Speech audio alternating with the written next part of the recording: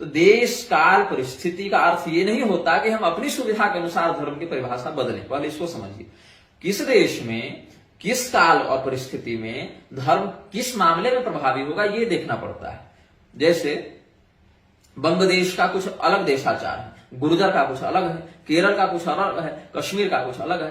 तो देशागमादि की दृष्टि से भी देखें तो हर क्षेत्र में कुछ विप्रतिपत्ति लागू होते हैं, इसके अनुसार कहा है।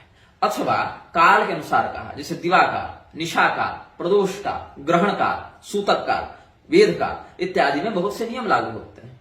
जैसे आप सामान्यतया पूजन करते हैं, देवता का पूजन करते हैं, लेकिन जब राहु केतु का संक्रमण होगा, अपना ग्रहण काल जब लगेगा, तो आप देवता की प्रतिमा का स्पर्श पूर्वक पूजन न करें, ऐसा भी शास्त्र में नियम है। अथवा कहीं कहीं है कि इस परिस्थिति में अगर करना है तो फिर भोग उसमें न लगाएं, इस स्थिति में करना है।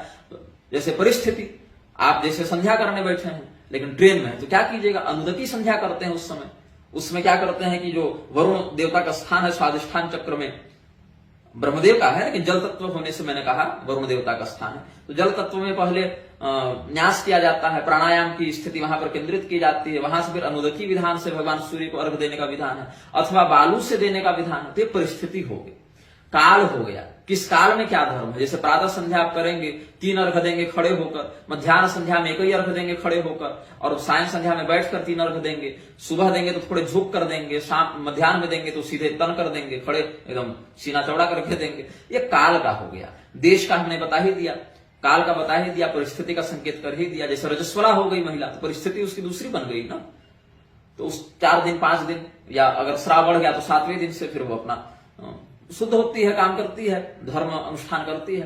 तो ये सब देश काल परिस्थिति है। देश काल परिस्थिति का आधार हम यह नहीं समझते कि अपने अर्थगत दृष्टि से या शिक्षा के डिग्री इत्यादि की दृष्टि से वो कहीं भी चला जाए और कुछ भी कर ले, तो ऐसा नहीं।